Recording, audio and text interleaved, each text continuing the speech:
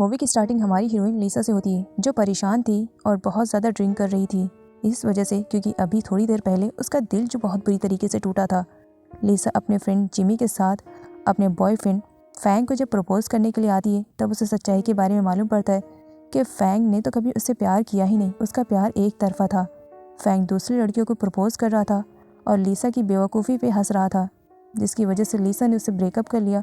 अब वो ड्रिंक कर रही थी और उसे चैलेंज करती है कि वो उससे 100 गुना हैंडसम बंदे को ढूंढेगी और अपना बॉयफ्रेंड बनाएगी। लिसा को गिरते हुए शिंजी रोक लेता है और शिंजी हमारे इस फिल्म का मेन हीरो है। शिंजी इतना ज़्यादा खूबसूरत है, लिसा देख करके सीधा उसे ऑफर ही कर देती है कि क्या वो उसके साथ सोना पसंद करेगा और उसे किस भी करती है। और इसी के साथ दोनों का वन नाइट स्टैंड हो जाता है, जबकि दोनों ही एक दूसरे के लिए अजनबी थे।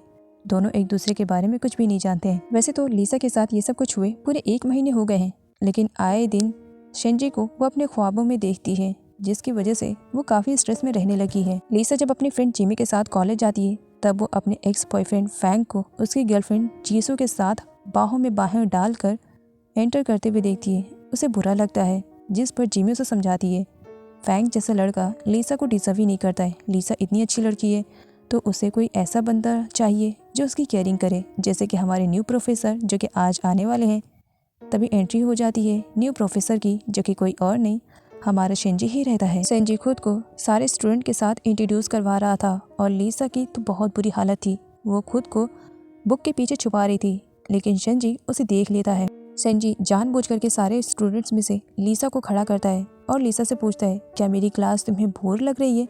लिसा कहती है, नहीं बिल्कुल भी तो नहीं। शिंजी कहता है, क्लास ख़त्म होने के बाद तुम मुझसे मिलने के लिए आना, मुझे तुमसे कुछ बात करनी है। लिसा डरी हुई थी कि पता नहीं शिंजी उससे क्या कहेगा। लिसा डरते हुए प्रोफेसर शिंजी से मिलने के लिए आती है, जिस पर शिंजी उसे एक ड्रिंक देता है कि सारी लड़कियों को ये ड्रिंक पीना काफ़ी पसंद है, तुम भी ट्राई करो। प्रोफेसर शिंजी से बात करने के बाद लिसा को रियलाइज़ होने लगता है कि शायद शिंजी को उस नाइट के बारे में कुछ भी याद ना हो। तो वहीं पर शिंजी उसे बता देता है कि उसे पूरा याद है कि वो लड़की कोई और नहीं लिसा ही थी। लिसा डर जाती है। शिंजी यहाँ पर निशानी भी बताता है कि उसके हाथ पर एक तिल है, जो कि उसने उस नाइट में देखा था। लिसा डर जाती है और प्रोफेसर शिंजी से माफ़ी मांगने लगती है कि ये सब कुछ मैंने जानबूझकर नहीं किया, बस गलती से हो गया, क्योंकि उस वक्त मैं बहुत ही ज़्यादा नशे में थी। पास्ट का फ्लैशबैक दिखाया जाता है, जिस दिन लिसा और सेंजी ने नाइट को स्पेंड किया था, उसी दिन सेंजी एब्रोड से वापस आया था और उसे प्रोफेसर की जॉब मिली थी, जिसकी खुशी में सारे दोस्तों के साथ सेलिब्रेशन चल रही थी। सेंजी नशे वाली कोई भी चीज़ नहीं पीता है और ना ही खाता है, लेकिन गलती से उसके हाथ में ड्रिंक दे दिया गया था। उसे पीने के बाद वो इतना ज़्यादा नशे में हो गया था कि उस नाइट उसने खुद पर कंट्रोल नहीं किया था। लिसा की लाइफ में काम की बिल्कुल भी कमी नहीं है। कभी कॉलेज का काम, घर के सारे काम और एक्स्ट्रा पार्ट टाइम जॉब भी करती है। इतना सब कुछ करने के बाद भी हमेशा वो टॉप आती है और अक्सर इसी वजह से जिमी परेशान रहती है कि लिसा इतना सब कुछ करने के बाद भी नंबर 1 पर ही आ जाती है।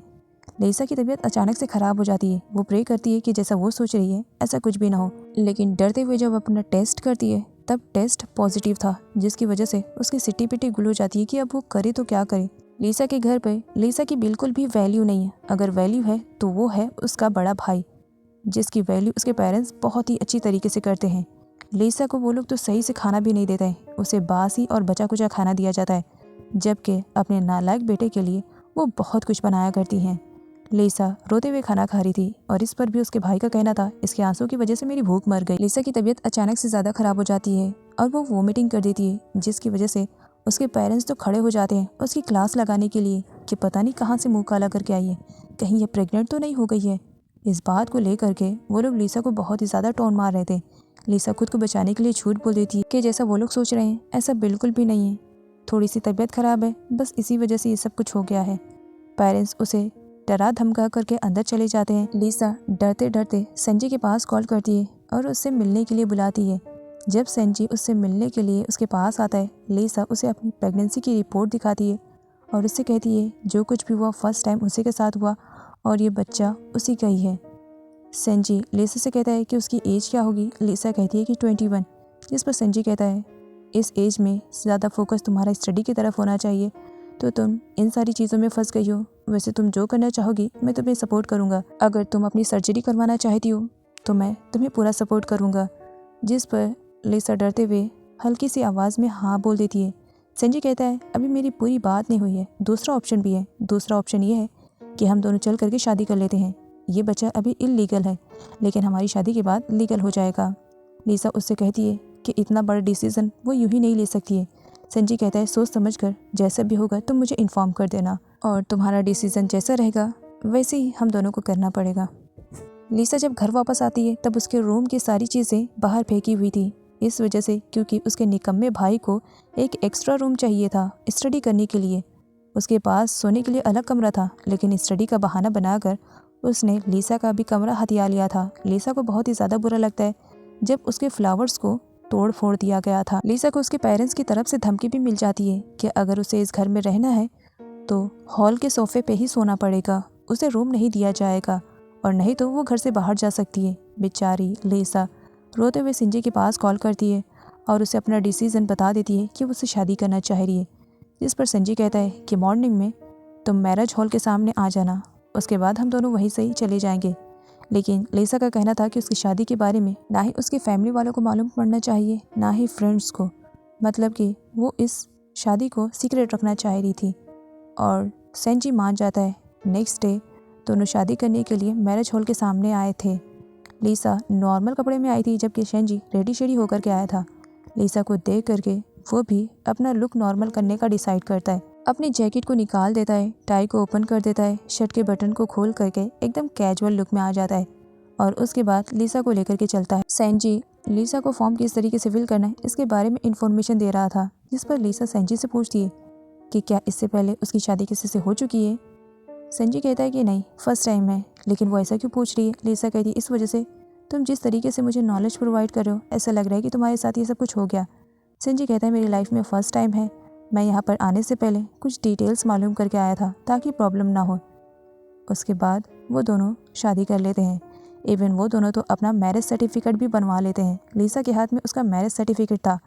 संजय फ़ोटो क्लिक करता है एंड उसके बाद वो अपने पेरेंट्स और ग्रैंड मदर को भेज देता है। लिसा कहती है ये तुमने किसे सेंड किया? संजय बताता है अपनी फैमिली वालों को बता रहा हूँ कि मैंने शादी कर लिया है। लिसा कहती है क्या वो लोग मुझ पर चिल्लाएंगे? संजय कहेगा जब उन्हें तुम्हारे बारे में मालूम पड़ेगा तब वो मुझ पर चिल्लाएंगे और कहेंगे कि तुम्हारा ख्याल रखूं। लिसा स्माइल करने लगती है। संजय लिसा को अपने घर पर लेकर जाता है और अपने घर को अच्छी तरीके से लिसा को दिखा रहा था। वो उस वक्त लिसा की इतनी ज़्यादा केयरिंग कर रहा था कि सर्वेंट भी बोल पड़ती है कि लिसा बहुत ही ज़्यादा लकी है जो उसे संजय जैसा हस्बैंड मिला। संजय लिसा को जब उसके घर पर ड्रॉप करता है तब ड्रॉप करने के बाद वो लिसा से कहता है कि अब वो एक अच्छा हस्बैंड और एक अच्छा डैडी बनने की पूरी कोशिश करेगा और लिसा का अच्छी तरीके से ख्याल भी रखेगा। लिसा जाने वाली थी लेकिन संजय उसे रोक लेता है और उसे अपना क्रेडिट कार्ड देता है कि इस क्रेडिट कार्ड में बहुत सारा अमाउंट है, उसे किसी भी चीज़ की ज़रूरत पड़ेगी तो इस क्रेडिट कार्ड को वो यूज़ कर लेगी। लिसा तो लेने से मना कर देती है लेकिन संजय उसे ज़बरदस्ती देता है। साथ ये भी बोलता है कि कुछ टाइम बाद वो अपना सैलरी कार्ड भी उसे दे देगा। लिसा जब कॉलेज आती है तब जिमी कहती है कल तुम भी नहीं आई थी और प्रोफेसर संजय भी नहीं आए थे, मुझे लग रहा है प्रोफेसर संजय ज़रूर शादी करने के लिए गए होंगे, तभी तो वो नहीं आए होंगे। वैसे एक बात बोलूँ, प्रोफेसर संजय काफ़ी हैंडसम है और जो भी उनकी वाइफ बनेगी सच में वो बहुत ही ज़्यादा लकी रहेगी। सच बताऊँ, लेकिन प्रोफेसर संजय अगर तुम्हें मिलते तो शायद मैं डबल खुश होती। प्रोफेसर संजय की एंट्री पर लिसा शाय फील करने लगती है। प्रोफेसर संजय और लिसा अब दोनों क्लास में एक दूसरे के साथ चैटिंग पर लगे हुए थे।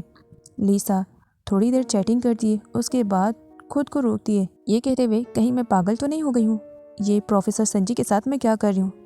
आगे संजय के बुलाने पर जब लिसा उससे मिलने के लिए जाती है तब वो उसे एक पेपर देता है।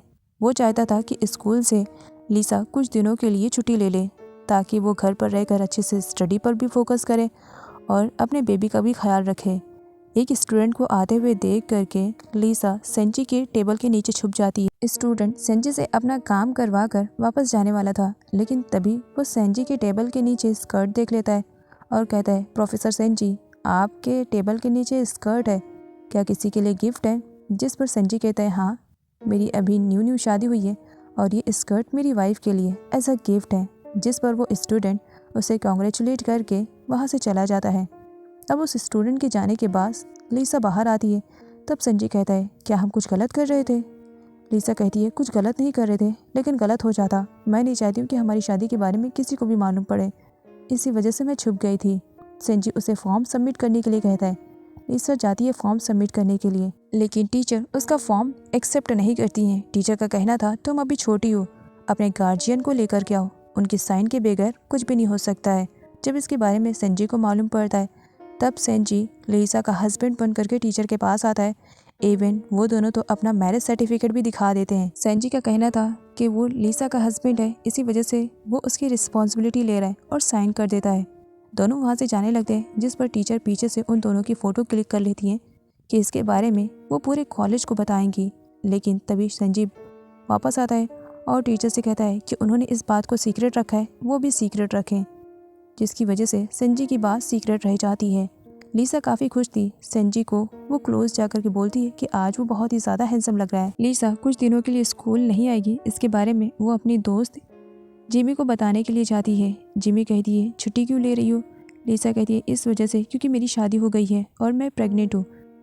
जिमी को उसकी बातों का यकीन नहीं हो रहा था, जिस पर लीसा कहती है सच में मेरी शादी हो गई है। लेकिन जिमी उसकी बातों का ट्रस्ट नहीं कर रही थी, जिस पर लीसा अपना मैरिज सर्टिफिकेट दिखा देती है।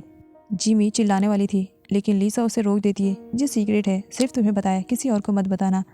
जिमी काफ़ी खुश थी। मुझे यकीन नहीं हो रहा है कि प्रोफेसर शैनजी तुम्हारे हस्बैंड है। सच में मेरी बेस्टी लीसा, तुम बहुत ज़्यादा लकी हो जो प्रोफेसर संजी जैसे हस्बैंड मिले। एंड यहाँ पर उसे भी मालूम पड़ जाता है कि लीसा प्रेग्नेंट है और किस तरीके से प्रेग्नेंट हुई इसके भी बारे में जिमी को मालूम पड़ जाता है। जिमी यहाँ पर लीसा की टांग खिंचाई करते हुए कहती है कि संजी से वो ज़रा दूर रहने की कोशिश करना, वरना पता नहीं एक बेबी के साथ कहीं दूसरा बेबी भी ना आ जाए, क्योंकि संजी काफ़ी हैंडसम जो है। संजी जब लीसा को ड्रॉप करने के लिए आता है तब जिमी उससे कहती है प्रोफेसर संजी, आपकी मैं बहुत ज़्यादा रिस्पेक्ट करती हूँ, मेरे फ्रेंड के साथ कभी चीट मत करना, वरना वो तो बाद में तुमसे निपटेगी। मैं भूल जाऊंगी कि किसी टाइम में तुम मेरे प्रोफेसर रह चुके हो। जिमी की ये सारी बातें सुन करके लीसा के फेस पे स्माइल थी। संजी उसे अपने साथ अपने घर लेकर के जाता है। लीसा को जाते हुए फैंक देख लेता है, जिस फैंक को लीसा की बिल्कुल भी वैल्यू नहीं थी। आज उसे जेलसी फील हो रही थी, लेकिन लीसा ने शादी कर ली है, इसके बारे में उसे बिल्कुल भी आइडिया नहीं। संजी रास्ते में लीसा को एक ड्रिंक देता है कि वो पी ले, इससे उसकी हेल्थ और भी ज़्यादा अच्छी रहेगी। लीसा उस ड्रिंक को पीती है और बताती है कि बहुत ज़्यादा टेस्टी है। लीसा के लिप पे जूस लगा हुआ था। संजी उसे क्लीन करता है। जब उसने लीसा के लिप को टच किया था उस वक्त संजी को कुछ अजीब सा लग रहा था। लीसा वहाँ से चली जाती है। संजी की हार्ट बीट्स तेज थी। आगे संजी लीसा को घर पर लेकर आता है। लीसा अपने साथ कुछ प्लांट्स भी लेकर आई थी, जो कि संजी से परमिशन ले रही थी कि क्या इन प्लांट्स को वो इस घर में उगा सकती है, जिस पर संजी का कहना था तुम इस घर के ओनर की वाइफ हो, मतलब तुम भी इस घर की ओनर हो, तो तुम्हारा जो दिल बोले वो तुम कर सकती है। लीसा अपने रूम में जाती है और बेड पर मज़े करने लगती है, लेकिन थोड़ी ही देर में रियलाइज़ होता है कि वहाँ पर संजी आ चुका है। संजी लीसा को इस तरीके से फ़न करते हुए देख करके काफ़ी खुश फील कर रहा था। एंड उसके बाद वो लीसा से कहता है कि वो खाने में क्या खाएगी। लीसा कहती है कि जो कुछ भी संजी को आता है वो बना दे, वो खाना खा लेगी। संजी खाना बनाने के लिए तो नीचे जा रहा था, लेकिन लीसा को मज़ा करने के लिए कहकर चला जाता है। लीसा जब नीचे आती है तब तक संजी ने बहुत सारे डिश बना दिए थे, वो भी लीसा के लिए। लीसा वेट कर रही थी, संजी उसका वेट कर रहा था। वो लीसा से कहता है कि वो खाना क्यों नहीं स्टार्ट कर रही है, जिस पर लीसा बताती है कि उसके घर में अक्सर पहले बड़े खाया करते थे, उसके बाद ही उसे खाने का मौका मिलता था। जिस पर संजी स्माइल करते हुए कहता है लेकिन यहाँ पर ऐसा कुछ भी नहीं है, हमारे यहाँ पर पहले छोटे स्टार्ट करते हैं, बड़े बाद में खाते हैं। तब लीसा यहाँ पर खाना खाने लगती है, लेकिन उसके आंखों में आंसू थे। उसके लाइफ में पहला पर्सन कोई आया था जो कि उसकी वैल्यू कर रहा था। आज तक उसके घर में उसकी वैल्यू रत्ती भर भी नहीं की गई थी, और जबकि अपोजिट में संजू उसकी बहुत ज़्यादा रिस्पेक्ट कर रहा था, जिसकी वजह से लीसा की आंखों में आंसू थे कि उसकी लाइफ में भी कोई ऐसा बंदा आया जो उसकी परवाह करता है। नेक्स्ट मॉर्निंग जब उठती है तब तक संजू उसके लिए ब्रेकफास्ट बना चुका था और मार्केट भी जा चुका था। लीसा जिमी के पास फ़ोन करती है। जिमी लीसा से कहती है कि संजय की बाहों में सो करके उसे कैसा फील हो रहा है। लीसा बताती है कि वो दोनों ज़रूर मैरिड हो गए हैं, लेकिन दोनों अलग अलग रूम में सो रहे हैं। जिमी लीसा को अनलकी गर्ल कहती है कि तुम कितनी ज़्यादा अनलकी हो, मतलब तुम्हारे पास इतना हैंडसम बंदा है फिर भी तुम अलग रूम में सो रही हो। तभी संजय भी वहाँ पर आ जाता है और वो लीसा और जिमी की बातें सुन लेता है। लीसा साय फील करने लगती है, तो वहीं पर संजय का कहना था अब इन सारी चीज़ों की आदतें मुझे डाल लेनी चाहिए जब घर में मेरी वाइफ हो। और लीसा से पूछता है कि अगर वो उसके लिए फ़िश बना दे तो लीसा क्या खा लेगी। लीसा हाँ कहती है और अपने फ्रेंड को बताती है कि उसने जो कुछ भी कहा सेंजी ने सुन लिया है। नाइट में लीसा जब पानी पीने के लिए आती है तब सेंजी को बुक पढ़ते हुए देखती है। उसके पास आकर पूछती है कि वो किस टाइप की बुक पढ़ रहा है। बाद में उसे मालूम पड़ता है कि सेंजी प्रेग्नेंट लेडी को किस तरीके से ट्रीट करना चाहिए इसके बारे में पढ़ रहा है। लीसा सारी बातें जानने के बाद चुपचाप शांति से उठती है और सीधा अपने रूम में भाग जाती है। रूम में जाने के बाद वो खुद का टेम्परेचर चेक कर रही थी कि पता नहीं उसे किस टाइप का फील हो रहा है। फैंग की गर्लफ्रेंड एक पार्टी ऑर्गेनाइज करती है जिसमें लीसा को इंसल्ट करने के लिए वो लीसा को इनवाइट करती है और साथ ये भी कहती है कि जिस टाइप की पार्टी उसने अरेंज किया है लीसा तो वैसी पार्टी में जाने लायक ही नहीं है। और फैंग को लेकर के वो लीसा को काफ़ी टीज कर रही थी, जिस पर जिमी को बर्दाश्त नहीं होता है और वो जीसू को करारा जवाब देती है कि जिस फैंग पर वो इतना ज़्यादा इतरा रही है उससे भी कहीं ज़्यादा हैंडसम और रिच पर्सनैलिटी का बॉयफ्रेंड लीसा के पास है। फैंग जानना चाह रहा था लेकिन लीसा उससे कुछ नहीं बताती है। लीसा जिस जगह पर पार्ट टाइम जॉब करती थी वहाँ पर एक नए एम्प्लॉय की एंट्री होती है। दोनों साथ काम कर रहे थे। लीसा ने सेंजी से झूठ कहा था कि वो स्टडी के लिए थोड़े बाहर जा रही है जबकि वो पार्ट टाइम जॉब के लिए आती थी और इसके बारे में सेंजी को बिल्कुल भी आइडिया नहीं था। उसे लग रहा था कि लीसा स्टडी के लिए जा रही है, इसी वजह से वो उसे फुल कोऑपरेट कर रहा था। वो लीसा को डिनर के लिए बाहर लेकर के जाता है। नाइट में लीसा स्टडी कर रही थी, उसे समझ में नहीं आ रहा था। तब वहाँ पर सेंजी आता है और हार्ट के बारे में उसे पूरी इन्फॉर्मेशन दे रहा होता है। जिस वक्त सेंजी हार्ट के बारे में उसे इन्फॉर्मेशन प्रोवाइड कर रहा था उस वक्त लीसा बस सेंजी को देखे जा रही थी। आज सेंजी उसे बड़ा प्यारा लग रहा था। सेंजी को देखते देखते उसे हार्ट के बारे में कुछ भी याद नहीं रहता है, बस सेंजी ही सेंजी रहता है। सेंजी लीसा से पूछता है कि उसे कितना याद हुआ है, वो ज़रा उसे बताए पढ़ करके, लेकिन लीसा ने कुछ भी सुना ही नहीं था, इसी वजह से वो कुछ भी नहीं बता पाती है। सेंजी उसे दोबारा से समझाता है और इस बार उसे खुद बताने के लिए कहता है। लीसा यहाँ पर हार्ट के बारे में जब बता रही थी तब सेंजी कुछ टाइम के लिए बस लीसा में खो जाता है और वो लीसा को किस करने लगता है। दोनों कुछ टाइम तक एक दूसरे को किस करते हैं, लेकिन बाद में सेंजी को रियलाइज़ होता है कि ये तो उसकी इमेजिनेशन थी। एक्चुअली लीसा तो हार्ट के बारे में स्टडी कर रही है। वो बाहर आता है और अपने दिल पर हाथ रखता है क्योंकि उस वक्त उसके दिल की धड़कन बहुत तेज़ थी। सेंजी जब क्लासरूम में आता है तब वो देखता है कि वहाँ पर लीसा है ही नहीं, उसकी फ्रेंड थी। वो जिमी से अकेले में मिलता है और लीसा के बारे में पूछता है कि अगर वो क्लासरूम में नहीं थी तो वो है कहाँ। जिमी लीसा के बारे में बता देती है कि वो पार्ट टाइम जॉब करती है और इसके बारे में सीक्रेट रखने के लिए उसने मुझसे कहा था, इसी वजह से उसने सेंजी से नहीं बताया। सेंजी लीसा के पास जाता है जहाँ पर वो पार्ट टाइम जॉब कर रही थी। सेंजी को इस तरीके से अचानक से देख करके वो डर जाती है क्योंकि जिस चीज़ को उसने सेंजी से सीक्रेट रखने का ट्राई किया था अब सारा भांडा फूट चुका था। सेंजी बाहर उसका वेट कर रहा था। 10 बजे रात में जब लीसा को छुट्टी मिलती है तब सेंजी उससे कहता है कि उसे ये पार्ट टाइम जॉब करने की क्या ज़रूरत थी, जबकि उसने क्रेडिट कार्ड उसे दिया था ना, तो लीसा ने क्रेडिट कार्ड को यूज़ क्यों नहीं किया, इस तरीके से पार्ट टाइम जॉब क्यों कर रही है। जिस पर लीसा बताती है कि बचपन से ही उसके पेरेंट्स ने उसे यही सिखाया, उसे जो चाहिए खुद से ही हासिल करना पड़ता है और वैसे भी बेबी को आने में थोड़ा टाइम लगेगा, तब तक वो कुछ पैसे कलेक्ट कर लेगी। सेंजी कहता है क्या मेरे क्रेडिट कार्ड से तुम्हारे खर्च पूरे नहीं हो पाएंगे, तुम्हारी स्टडी और अदर्स चीज़ें। लीसा कहती है ऐसी बात नहीं है, मैं खुद से कुछ करना चाहती हूँ। सारे स्टूडेंट्स चले गए थे, सिर्फ लीसा वहाँ पर थी, जिसकी वजह से फैंग को मिसअंडरस्टैंडिंग हो जाती है कि हर बार जिस तरीके से लीसा उसका इंतज़ार करती थी आज भी शायद वो उसका इंतज़ार कर रही होगी। लेकिन बाद में उसे रियलाइज़ होता है कि लीसा तो उसमें बिल्कुल भी इंटरेस्टेड नहीं है और ना ही वो उसका वेट कर रही थी, वो तो अपना काम कर रही थी। पीछे से जीसू ये सब कुछ देख लेती है। उसे लगता है कि लीसा उसके बॉयफ्रेंड फैंग को कहीं उससे छीन न ले, इसी वजह से वो अपनी बाकी दोस्तों के साथ उसके पार्ट टाइम वाली जॉब वाली जगह पर जाती है और अपना ऑर्डर देती है। लीसा उसका ऑर्डर देती है जिस पर जीसू और उसके बाकी दोस्त ऑर्डर में गलतियाँ निकालने लगते हैं। तब लीसा अपनी शार्प वाले माइंड का यूज़ करती है और बताती है कि उन लोगों ने जो ऑर्डर दिया था लीसा को बाय हार्ट याद है और वो उन्हें बताती है, जिसकी वजह से जीसू और बाकी सारे लोग चले जाते हैं। जो एम्प्लॉय न्यू आया था उसकी नज़र लीसा पर थी। लीसा को अकेले देख करके वो उसके बैक साइड पर टच करता है, जिसकी वजह से लीसा का तो खून ही खौल जाता है। वो तो उसे मारने वाली थी लेकिन वहाँ पर बॉस आ जाता है, इसी वजह से वो बॉस से उसकी कंप्लेंट करती है। बजाय बॉस को कुछ एक्शन लेने के वो तो उस एम्प्लॉय के साथ था कि यूं ही हाथ लग गया होगा, उसने जानबूझकर नहीं किया। लीसा उस वक्त बहुत ही ज़्यादा गुस्से में थी और उस एम्प्लॉय के खिलाफ़ वो कंप्लेंट भी कर देती है। सब पुलिस स्टेशन में थे लीसा को डरा धमका करके मामला रफा दफा करने के चक्कर में शॉप का ओनर वहीं पर आया हुआ था और बजाय लीसा को सपोर्ट करने के वो तो उल्टा उसी के अगेंस्ट में खड़ा हो जाता है, जिसकी वजह से लीसा को अपनी कंप्लेंट वापस लेने की जरूरत पड़ जाती है। लेकिन इसके लिए भी उसे अपने गार्जियन को बुलाने की जरूरत पड़ गई थी। लीसा अपने पेरेंट्स को कॉल न करते हुए वहाँ पर सेंजी को कॉल करके बुलाती है और रोते हुए जो कुछ भी हुआ था इसके बारे में बता देती है, जिस पर सेंजी उस बंदे की अच्छी वाली पिटाई करता है एंड उसके बाद इस कंप्लेंट को वो आगे बढ़ाता है। सेंजी जो कि एक प्रोफेसर है और काफ़ी पढ़ा लिखा भी है, तो सभी लोगों की बोलती वो बंद कर देता है। सेंजी के फ्रेंड उसके पास कॉल करता है कि आजकल वो कहाँ बिजी है, जिस पर सेंजी कहता है कि वो अपनी वाइफ और होने वाले बच्चों में बिजी है, जिस पर उसके फ्रेंड का कहना था गर्लफ्रेंड तो है नहीं, बीवी और बच्चे कहाँ से आ गए। सेंजी उसे बताता है कि है। तब यहाँ पर उसका फ्रेंड कहता है अगर ऐसी बात है तो मुझे सिस्टर इन लॉ से मिलना पड़ेगा, मुझे मिलवा देना। बाद में जब वहाँ पर लीसा आती है तब सेंजी उसे बताता है कि उसका एक फ्रेंड है जो कि लीसा से मिलना चाह रहा है। लीसा डरी हुई थी। सेंजी कहता है डरने की कोई ज़रूरत नहीं है, वो मेरा बेस्ट फ्रेंड है और ज़्यादा नहीं, बस वो तुमसे मिलना चाह रहा है। नेक्स्ट डे लीसा सेंजी के साथ जब उसके दोस्त से मिलने के लिए जाती है, उसका दोस्त लीसा को देखते हुए पूछता है कि वो कितने साल की है।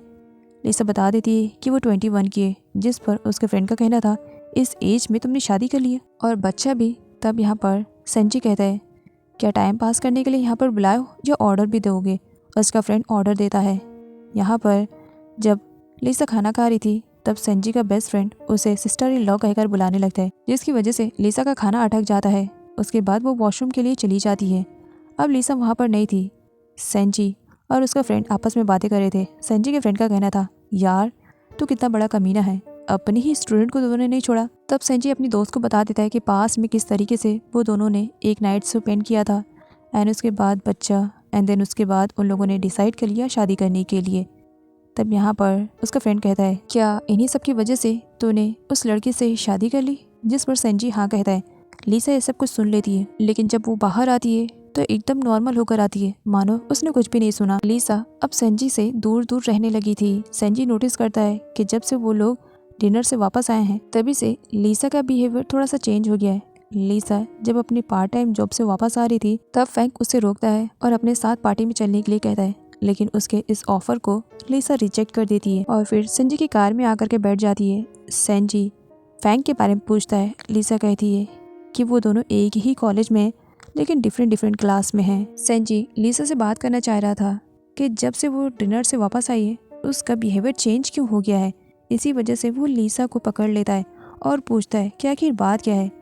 जब लीसा उसे बताती है तब सेंजी कहता है क्या तुमने उस दिन सारी बात सुन लिया था लेकिन अधूरी, माना मैंने तुम्हारी रिस्पॉन्सिबिलिटी इस बेबी की वजह से लिया, लेकिन अब मैं तुमसे प्यार करने लगा हूँ। तुम मेरी लाइफ की सबसे अच्छी वाली मिसअंडरस्टैंडिंग हो। वन नाइट स्टैंड आज हमें यहाँ पर लेकर आया है और मैं तुम्हें अपनी फीलिंग्स के बारे में बता रहा हूँ कि मैं तुमसे प्यार करता हूँ। क्या इतना काफ़ी रहेगा ये बताने के लिए कि अब दोनों हम हस्बैंड वाइफ हैं। लीसा की मिसअंडरस्टैंडिंग यहाँ पर ख़त्म होती है। उसे लग रहा था कि जो गलती हुई है उस गलती की वजह से सेंजी ने उससे शादी की, लेकिन यहाँ पर अब उसे मालूम पड़ जाता है कि सेंजी अब उसे प्यार भी करता है। नेक्स्ट डे सेंजी के पास एक कॉल आता है और उसे ट्रिप के लिए 3 दिनों के लिए कंट्री से बाहर जाना था और इसके बारे में वो लीसा को बता देता है। लीसा कहती है ये ट्रिप तुम्हारे लिए इम्पोर्टेंट है ना, तो तुम चले जाओ, और बात रही मेरी तो फिक्र करने की ज़रूरत नहीं है, वैसे भी यहाँ पर इतने सारे सर्वेंट है और मेरी फ्रेंड जिमी भी तो है ना। नेक्स्ट डे सेंजी लीसा को बताता है कि उसके ना रहने पर लीसा का पूरा इंतज़ाम उसने कर दिया है कि डिलीवर वाला परफेक्ट टाइम पर आ करके फूड डिलीवर कर देगा। लीसा अपने हाथ पैर शो कर दिए और सेंजी को बताती है कि उसके हाथ पैर सलामत है, वो अभी अपने पूरे काम कर सकती है, लेकिन फिर भी सेंजी को उसके लिए काफ़ी फिक्र थी। इसी वजह से वो लीसा से कहता है कि वो अपना अच्छे से ख्याल रखे और सही टाइम पर खाना खाए। दोनों यहाँ पर एक साथ मिल करके डिशेस को वॉश करते हैं और एक दूसरे के साथ अच्छे मोमेंट को स्पेंड करते हैं। सेंजी को कंट्री से बाहर गए हुए एक ही दिन हुआ था और लीसा का मुंह पूरा सूख गया था, ऐसा जिमी का कहना था। लीसा के पास यहाँ पर हॉस्पिटल से कॉल आता है और उसे मालूम पड़ता है कि उसके भाई का एक एक्सीडेंट हो गया है।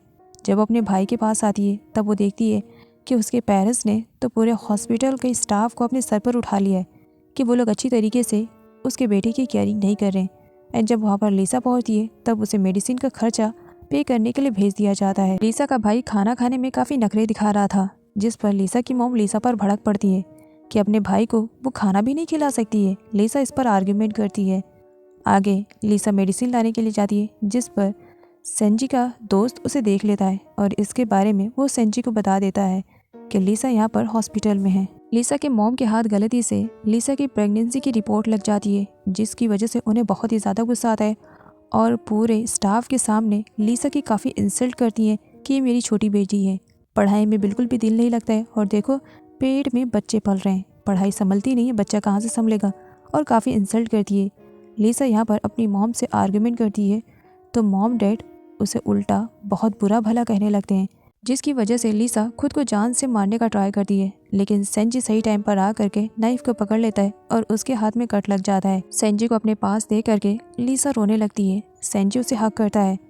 मॉम पूछती है कि ये कौन है, जिस पर सेंजी अपने बारे में बता देता है कि वो लिसा का हस्बैंड है और ये बच्चा उसका है। लिसा की मॉम भी लिसा का कुछ भी नहीं बिगाड़ पाती हैं जब सेंजी उसका हस्बैंड बन करके सामने खड़ा हो जाता है। लिसा सेंजी की मलहम पट्टी करवाती है और रोते हुए कहती है कि उसे नाइफ पकड़ने की क्या ज़रूरत थी, अगर वो नाइफ नहीं पकड़ता तो शायद उसके साथ ये ना होता। जिस पर सेंजी कहता है मैं बहुत ज़्यादा डर रहा था कि कहीं अगर नाइफ मैं तुम्हारे हाथ से छीन नहीं पाया और वो नाइफ तुम्हें लग जाती तो। लिसा के पेरेंट्स किस टाइप के हैं ये सब जानने के बाद भी सेंजी उन लोगों के लिए गिफ्ट लेकर के जाता है ताकि वो लोग लिसा को किसी भी तरीके से एक्सेप्ट कर लें और उसे दोबारा टॉर्चर ना करें, जबकि लिसा अपने परिवार वाले को अच्छी तरीके से जानती थी। सेंजी के आने पर लिसा के परिवार वाले तो उस पर उल्टा बिगड़ जाते हैं। लिसा से कहते हैं कि वो इस बच्चे को मार डाले, मतलब कि अबॉर्शन करवा ले, और लिसा ऐसा करने के लिए तैयार नहीं थी। यहाँ पर सेंजी को दिखाया जाता है जब वो अपना क्रेडिट कार्ड सामने रखता है तब तो लिसा के परिवार वाले खुश हो जाते हैं।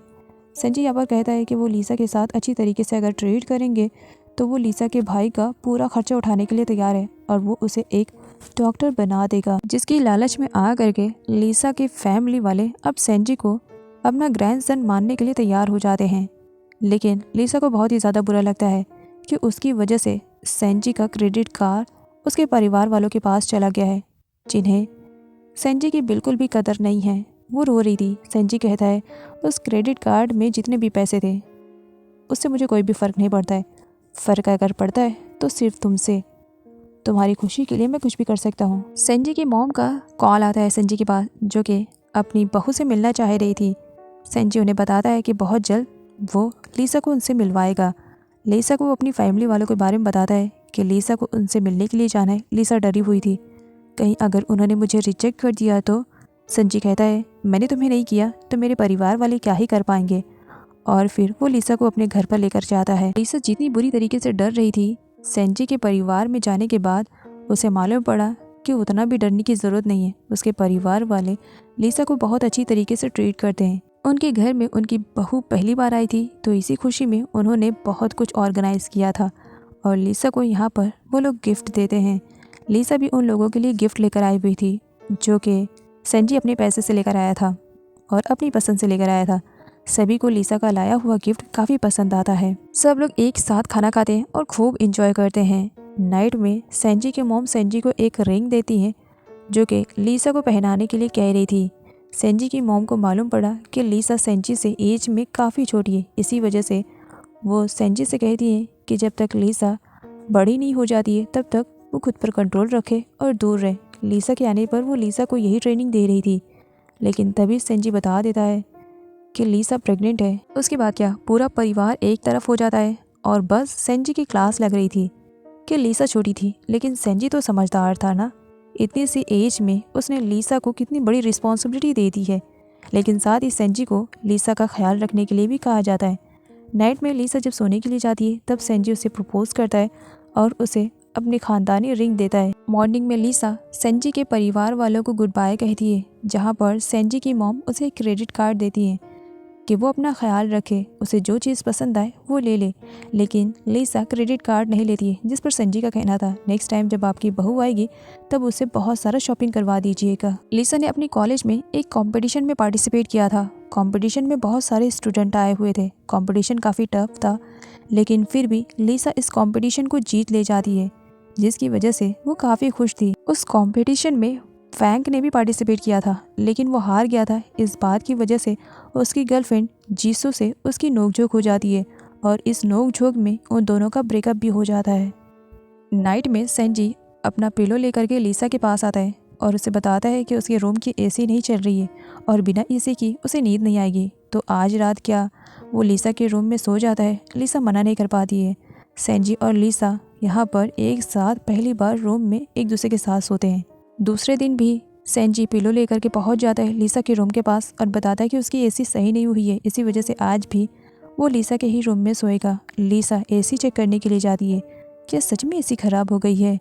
वो चेक करती है, एसी सच में ख़राब हो गई थी। एसी नहीं ख़राब हुई थी, सेंजी ने रिमोट से सेल निकाल दिया था और लीसा को लग रहा था कि एसी ख़राब हो गई है। लेकिन बाद में वो जाती है और जासूसी करती है, तब उसे मालूम पड़ता है कि एसी नहीं ख़राब है बल्कि रिमोट का सेल गायब है और ये सब कुछ सेंजी ने किया है। नेक्स्ट डे जब वो कॉलेज आती है तब इन सब के बारे में वो जिमी को बताती है कि किस तरीके से सेंजी उसके पास सोने के लिए अपनी एसी ख़राब होने का नाटक कर रहा है। उसकी फ्रेंड चिल्लाने वाली थी, क्या ये सब चल रहा है तुम दोनों के बीच में? लेकिन लीसा उसे चुप करा देती है, यार तुम मेरी बेस्ट फ्रेंड हो, इस वजह से मैं तुम्हारे साथ शेयर कर रही हूँ। नाइट में लीसा एक ड्रिंक लेकर आती है जिसमें हल्का नशा था। सेंजी बिना जाने बूझे उस ड्रिंक को पी लेता है। बाद में जब उसे नशा चढ़ने लगता है तब वो इसके इंग्रेडिएंट्स को पढ़ता है और लीसा को मालूम पड़ता है कि जिस दिन उन दोनों का वन नाइट स्पेंड हुआ था उस दिन भी सेंजी ने गलती से ड्रिंक पी लिया था और उसे नशा बर्दाश्त नहीं हो पाता है। नशा होने के बाद वो लीसा को किस करता है। फैंग लीसा का रास्ता रोकता है और उसे बताता है कि अब तो उसकी लाइफ में उसकी गर्लफ्रेंड जीसो भी नहीं है। वो लीसा को अपनी लाइफ में दोबारा से पाना चाह रहा है, लेकिन लीसा साफ मना कर देती है, जिस पर फैंग उसके साथ ज़बरदस्ती करने लगता है। तभी वहाँ पर एंट्री हो जाती है सेंजी की। सेंजी यहाँ पर फैंग को बता देता है कि लीसा और उसकी शादी हो चुकी है और लीसा उसके होने वाले बच्चे की माँ बनने वाली है। सच्चाई के बारे में जब फैंग को मालूम पड़ता है तो उसका दिल तो टूटता है, लेकिन वो लीसा का पीछा छोड़ देता है। पीछे बहुत सारे स्टूडेंट्स खड़े थे जो सुन लेते हैं कि प्रोफेसर सेंजी की शादी लीसा से हो गई है। सारे लोग उन्हें कॉन्ग्रेचुलेट करते हैं। लीसा जिस बात को सीक्रेट रखना चाह रही थी, आज वो बात पूरी दुनिया के सामने आ गई थी। लेकिन लीसा खुश थी क्योंकि आज सिचुएशन डिफरेंट थी। लीसा को मौका मिलता है बाहर कंट्री में जा करके अपना ड्रीम पूरा करने के लिए, क्योंकि वो एक सर्जन बनना चाह रही थी। लेकिन बच्चे और हस्बैंड की रिस्पॉन्सिबिलिटी की वजह से वो नहीं जाना चाह रही थी। कुछ टाइम के बाद लीसा एक प्यारी सी बेटी को जन्म देती है। सेंजी काफ़ी खुश था और वो एक अच्छे हस्बैंड की तरह लीसा की केयरिंग कर रहा था। लीसा अपनी छोटी सी बेटी और अपने प्यारे से हस्बैंड को छोड़ करके स्टडी के लिए नहीं जाना चाह रही थी, लेकिन सेंजी का कहना था कि उसका जो ड्रीम था वो पूरा करने में वो उसकी पूरी हेल्प करेगा। वो बताता है कि यहाँ पर रह करके वो खुद को और उसकी बेटी दोनों की रिस्पॉन्सिबिलिटी को अच्छे से उठाएगा, तब तक कि बाहर कंट्री में जा करके सेंजी अपना ड्रीम पूरा करे। इसी के साथ कई साल के बाद का लीप दिखाया जाता है। लीसा अब एक अच्छी सर्जन बन चुकी है। वो जब ऑपरेशन थिएटर से बाहर निकलती है तब उसका हस्बैंड और उसकी बेटी उसका वेट कर रहे थे। लीसा सेंजी और अपनी बेटी से कहती है, मामा आ गई है, क्या खाना खाने के लिए चले? जिस पर सेंजी की बेटी अपने मॉम डैड को लव यू बोलती है, तो वहीं पर लीसा अपने प्यारे हस्बैंड को लव यू बोलती है। और इसी के साथ इस मूवी की एक हैप्पी सी एंडिंग हो जाती है।